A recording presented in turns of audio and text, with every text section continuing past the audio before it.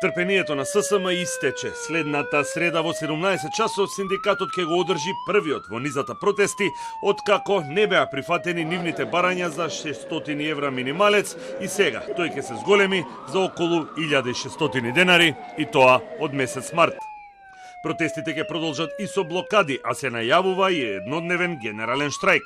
Паралелно синдикатот ќе почне да собира потписи за да може да достави закони до собранието.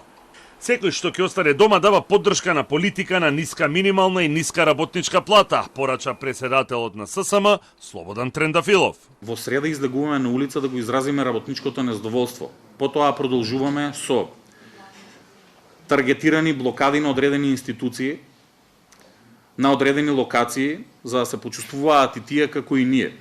Не блокираат цела година, ќе ги блокираме и нив. И потоа продолжуваме со генерален штрајк во целиот јавен и приватен сектор. И во Македонија, како што најчесто милуваат да ни кажат, синдикатите ќе ги повикаат сите работници да им се придружат на 24-часовен генерален штрајк. Секој ќе биде заштитен од отказ. Од ССМ нагласува дека во отсуство на социјален диалог 1/3 од работниците во Македонија примаат плата под прагот на сиромаштијата, кој изнесува 31.200 денари.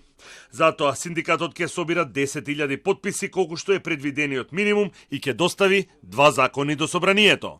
Доколку немаат слух, ќе им собереме и 10.000 потписи, ќе станеме овластен предлагач на законите, ќе побараме намалување на функционерските плати за 78% и ќе побараме зголемување на работничките плати за 600 евра минимална плата и за разликата од зголемување на сите останати плати на сите работници.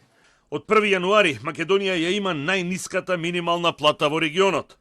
Минималната синдикална кошничка пак скокна за 1000 денари за само еден месец и сега изнесува 66.413 денари, што значи дека се потребни над 2,5 минимални плати за да се покрие основниот минимум за да може едно 4-члено семејство да преживее.